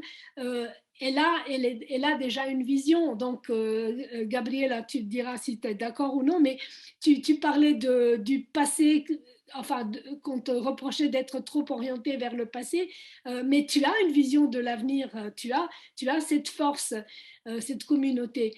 Et, et je me dis que on est, on est encore trop dans la soumission quelque part. Enfin, combien y a-t-il de femmes qui continuent à accepter les notions, la domination, enfin, phallogocentrique.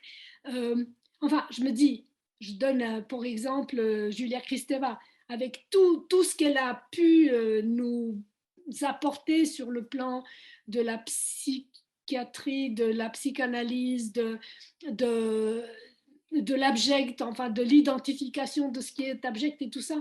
Qu'est-ce qu'elle n'a pas pu endurer dans sa relation avec Solers?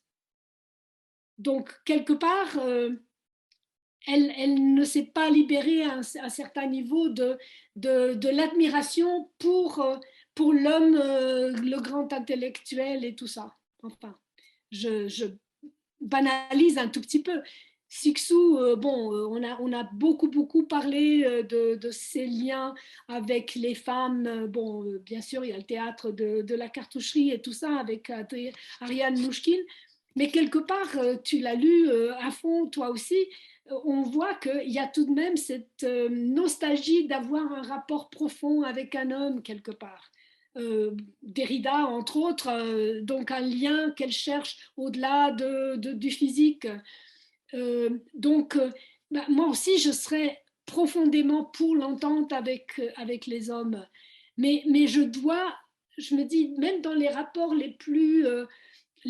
enfin, sur le plan intellectuel, intime avec mes amis hommes, je rencontre souvent ce paternalisme. Mais pourquoi tu fais ça? Mais pourquoi tu dois continuer à faire ceci et cela? Donc je me dis, mes 50 années de travail intellectuel n'ont pas suffi pour leur prouver que je peux bien décider de ce que je fais moi-même, sans passer par... enfin, je me dis, je ne peux pas vivre dans une société matriarcale, enfin, c'est pas possible.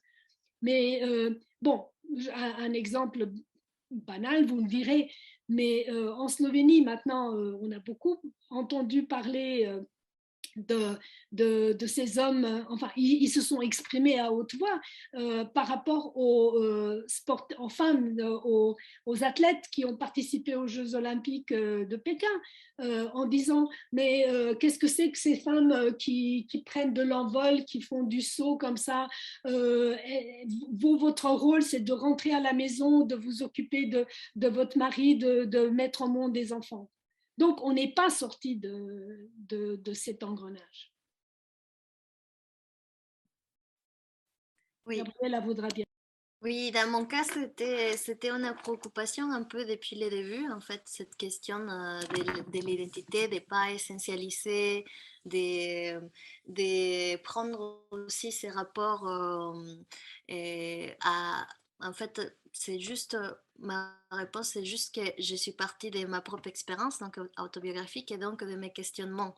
Et dans ça, je cherche à retracer un vécu spécifique et des personnes qui s'identifient avec cette catégorie sociale sans vouloir l'essentialiser, ni sans vouloir enfermer les personnes là-dedans. Et donc, j'entends bien ça. Et même les rapports avec la nature qu'il y a avec mon texte, il se doit aussi à, plus à la relation, je pense, d'un contexte géographique particulier où ça existe, où il y a cette évocation qui me vient quand je parle de migration et que dans quelque chose où je vais identifier forcément un archétype féminin et une, un état de nature quelconque, mais ça c'est plus un espèce des liens à mon vécu spécifique. Et après, je reconnais bien sûr que j'évoque pas les identités des genres diverses, mais c'est juste parce que je pars de ces vécus et de ces interrogations qui sont les miennes. Et d'un autre côté, il y a aussi l'idée donc que dans la réalité aussi des femmes migrantes, comme on disait tout à l'heure, Metka, il y a déjà une invisibilisation de la parole au-delà des catégories de genre. Et il y a une invisibilisation aussi de cette parole et il y a aussi une assignation des rôles très forts, très classiques. Beaucoup aussi, ils viennent de sociétés très patriarcales aussi, où il y a des visions encore très fermées à niveau de genre ou même de la liberté des femmes à choisir, à dire, à s'exprimer. Donc l'idée, c'était aussi de mettre en valeur ce qu'il voulait dire avec cette liberté de le faire, à partir des questionnements qui sont nés de ces groupes de personnes, qui sont pas, que c'est un groupe de personnes spécifiques et déterminé.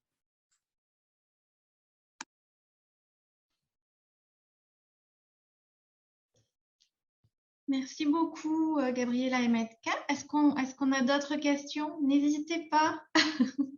Courage, courage, on a le temps. Oui, on a le temps.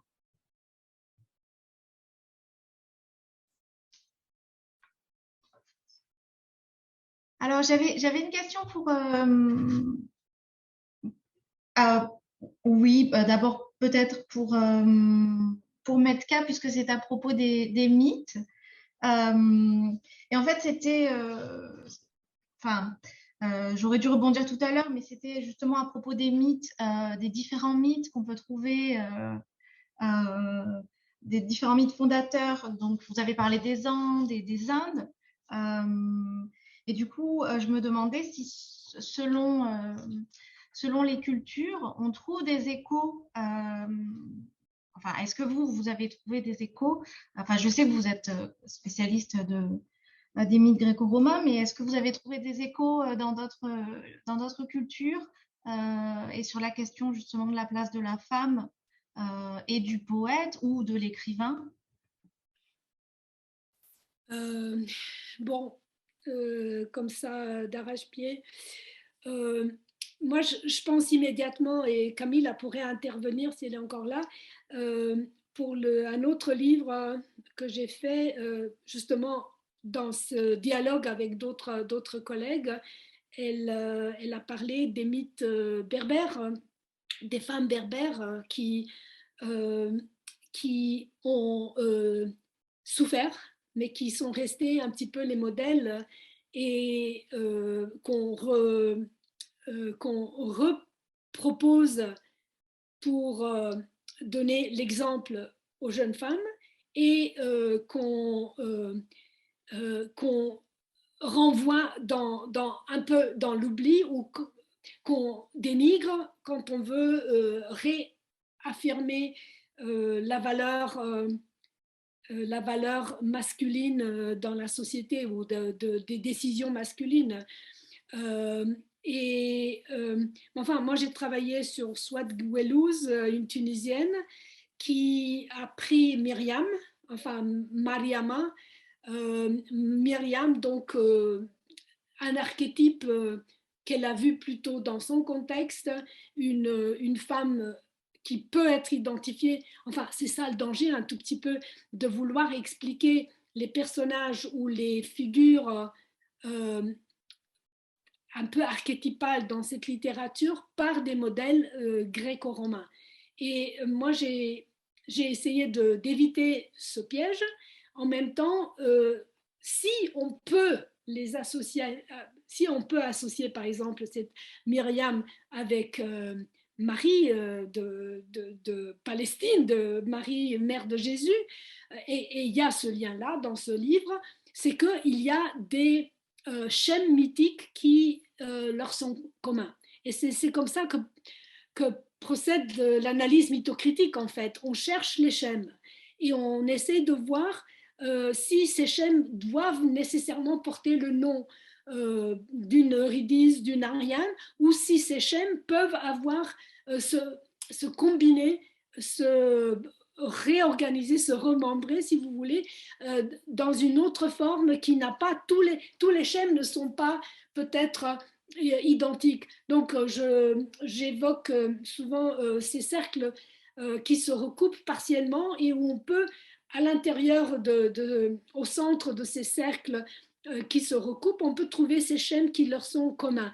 Mais alors après, il y aura une flèche avec une partie du cercle qui comportera des schèmes venant d'autres horizons, et c'est là qu'on aura un autre mythe, une autre histoire mythique.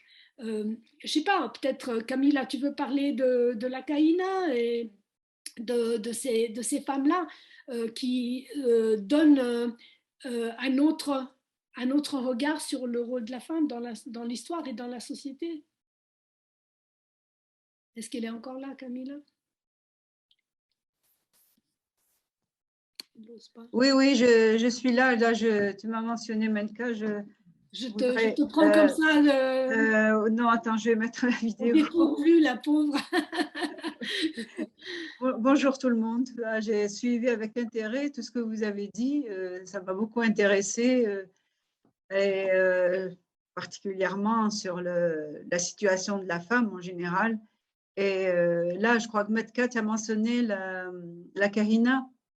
Je ne sais pas si vous avez entendu parler de cette guerrière berbère qui a tenu tête aux hommes, qui était finalement été vaincue par un homme, c'est-à-dire un général de l'armée arabe à l'époque. Mais elle a c'est-à-dire l'image de la Kahina qui est restée, c'était une femme libre, qui a su mener sa communauté selon les objectifs qu'ils avaient à l'époque, et qui a rassemblé. Voilà, c'était un petit peu le terme je voulais utiliser le terme de rassemblement, qui a été particulièrement apprécié par tous les chercheurs qui ont travaillé donc sur cette époque. C'est le 7e siècle en fait. Et ça rejoint en fait, Matka, tous les valeurs de la femme et d'une femme qui, en fait, on n'a jamais vraiment su si elle était musulmane, chrétienne ou juive. Donc, en fait, ça, c'est un symbole voulant dire que ça n'avait pas d'importance. Quelle que soit la religion, je pense qu'une femme, quelle que soit aussi son origine, quel que soit le pays, la communauté, la culture, est capable de mener les hommes, si on peut parler comme ça crûment, et de leur tenir tête et de leur montrer qu'on peut agir, on peut avoir les mêmes rôles et aboutir aux mêmes objectifs. Donc, cette histoire de sexe fort et de sexe faible, dans cette situation-là et dans le cas de la Kahina, ce sont des expressions qui n'ont pas de sens, quoi. Voilà. Et je pense aussi à quelqu'un d'autre que tu connais, Maïssa Bey. Ah oui. Oui. Et son livre Isia. Et il y a donc la jeune femme, enfin dans le livre de Maïssa Bey sur Isia, c'est vraiment on donne le prénom à la jeune fille en oubliant un tout petit peu toute la dimension libératrice qu'elle a pu avoir. Et après, on veut limiter sa liberté alors qu'on lui a donné dans son berceau tout ce passé, tout cet héritage de force féminine, n'est-ce pas? Oui, et des fois, il me semble que chez la femme, il y a, comme je disais, sexe fort, sexe faible, ça n'a pas de sens. Je trouve que ça n'a pas de sens. C'est beaucoup plus le contexte socio-culturel dans lequel les femmes naissent et grandissent et se forment, qui les conditionnent et qui, en fait, j'irais jusqu'à dire que ça leur montre la voie à suivre. Ce n'est pas une voie qu'elles ont choisie, mais une voie que les autres ont choisie pour elles. Et ça, on le voit jusqu'à maintenant. Hein. Je veux dire, autour de nous, tous les jours, on le voit.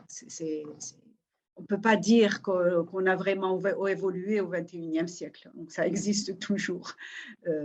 Et ces milieux socioculturels étriqués et qui conditionneurs, moi, je trouve que c'est la chose la plus terrible pour une femme. D'ailleurs, même elles n'en sont même pas conscientes des fois. Donc, il y a encore beaucoup de travail à faire, je crois, dans ce domaine. Voilà, et il faut se poser des questions constamment pour pouvoir surmonter un peu cet étau dans lequel certaines femmes vivent, quoi. Constamment, il faut constamment faire face. Voilà, il faut avoir vécu un peu plus longuement pour comprendre que la révolution n'a pas vraiment été faite. Non. J'ajouterais même qu'aujourd'hui, le débat est un peu déplacé, c'est-à-dire qu'on est toutes conscientes de ce que vous dites là, mais c'est vrai qu'on parle encore de féminisme, mais de féminisme intersectionnel, qui est un peu différent par rapport à tout cela. Et les pièces théâtrales, la littérature contemporaine nous montrent une société en évolution dans ce sens-là, où l'idée de féminin n'est pas forcément l'idée de femme biologique. Donc, je ne sais pas si, Metka, tu as un peu réfléchi sur les nouvelles tendances, disons. Mais c'est vrai que nous sommes en train de vivre une époque de changement. Et peut-être Gabriella, qui est un peu plus jeune aussi, a constaté ce qu'on entend aujourd'hui par féminisme intersectionnel. Donc, en général, une sorte de défense des marginaux qui n'est plus uniquement la femme parce qu'elle est soumise à l'homme, mais de marginaux en général dans la société, donc de tous les marginaux. Je ne sais pas si tu peux prendre la parole à ce propos. Justement, en Slovénie, j'ai vu passer des commentaires comme quoi il y a la loi qui va détruire le mariage sacré entre hommes et femmes si on permet aux couples homosexuels d'adopter un enfant, c'est la fin de la civilisation occidentale. Dans mon pays, on le dit. Alors que les femmes ont toujours travaillé. Je veux dire, après la Seconde Guerre mondiale, ce sont les femmes qui portaient la société parce qu'elles travaillaient à la maison, elles travaillaient à l'extérieur de la maison. Il y avait pratiquement plus de femmes au foyer. Elles élevaient les enfants, elles s'occupaient des maris, elles étaient amantes, maîtresses, tout ce que vous voulez. Et aujourd'hui, et on n'a jamais pensé qu'elles étaient féministes parce que bon, c'était pas comme ça dans la société. Et pendant un moment, c'était pas uniquement dans mon pays.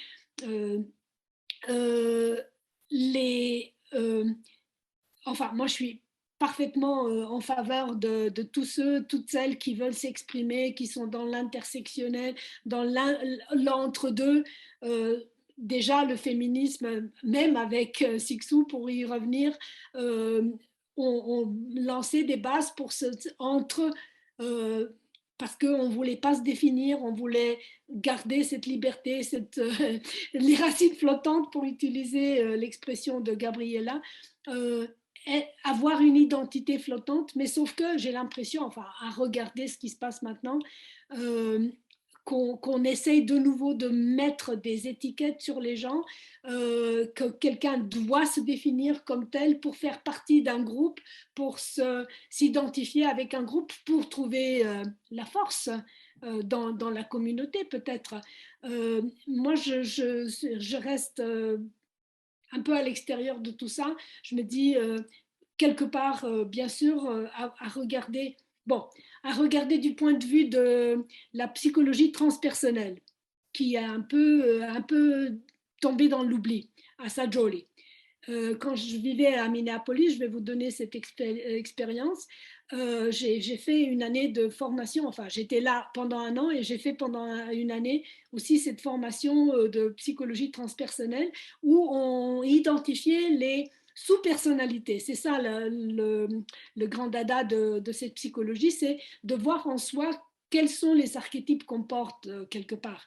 Et j'ai vu en moi autant le bébé qui pleurait, la femme hystérique et le moine quand on a fait une fois un exercice de méditation et on a dessiné ensuite, enfin c'est peut-être ça a l'air un peu puéril si vous voulez, si je le raconte comme ça, mais pour moi c'est resté une expérience très très profonde parce que j'ai pu voir en moi cet assemblage de sous-personnalités que je ne contrôle pas nécessairement, que j'essaie d'intégrer et où une sous-personnalité va percer à un moment donné. Là maintenant je suis prof, à un autre moment je vais être plus maternelle et je pense que si les gens commençaient à voir ça en eux, ils pourraient peut-être se concilier avec toutes ces différences qu'ils portent en soi pour ne pas vouloir à tout prix être une seule chose, parce que c'est pas possible à mon avis. Donc, longue histoire, longue réponse. Est-ce que je peux juste ajouter quelque chose? On a l'impression qu'en parlant des femmes et de leur évolution et de leur conditionnement, etc., on se place tout de suite du côté négatif. Mais je trouve qu'aujourd'hui, il y a beaucoup de positifs dans la mesure où il y a une richesse qui se développe. Ce n'est pas parce qu'on est dans un camp et au contact d'autres personnes que vous avez mentionnées, qui ne sont pas nécessairement femmes, ça peut être homme, ça peut être autre. Moi, je trouve que c'est une richesse tout ça. À leur contact, si on pense améliorer, évoluer, améliorer la société, au contraire, je trouve que c'est un apport qui peut être très intéressant. Voilà, enfin, je voulais juste dire que je ne veux pas être négative complètement, en regard, mais une société ce que dire, multiculturelle, multi-genre est aussi une société très intéressante.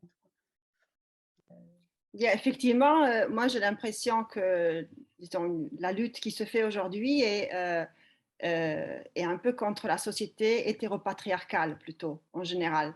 Et c'est vrai que ça aboutit à des choses intéressantes. Moi, je le vois parce que bon, j'ai une fille qui est adolescente, donc je vois qu'il y a quand même un changement en cours dans la société et que le débat sur le féminisme, c'est plus tout à fait, enfin, je dirais pas c'est plus à la mode, mais ça évolue. Ça évolue et on va voir où ça nous mène.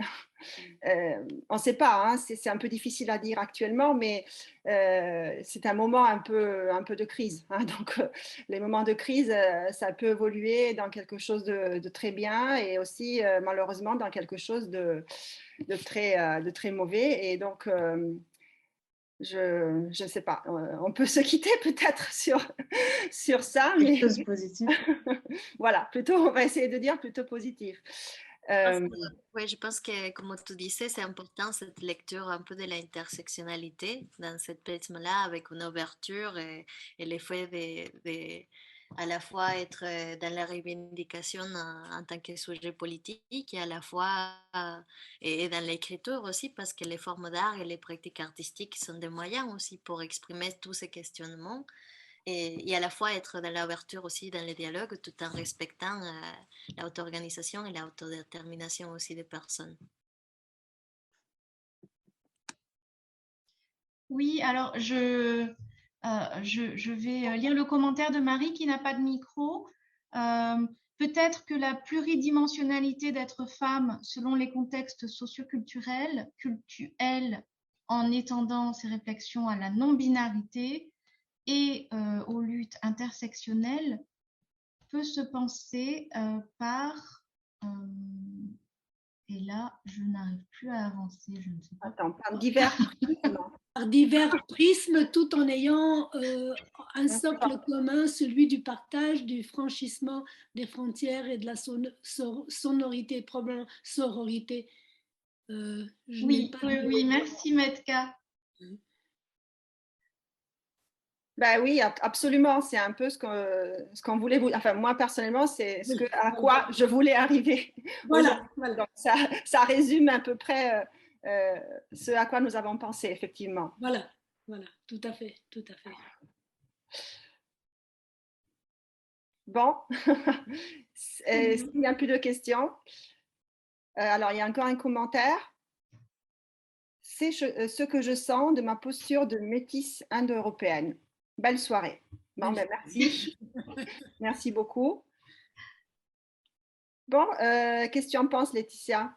On peut clore la séance. Oui, non, c'était une très très belle séance. Merci infiniment, Metka et Gabriela.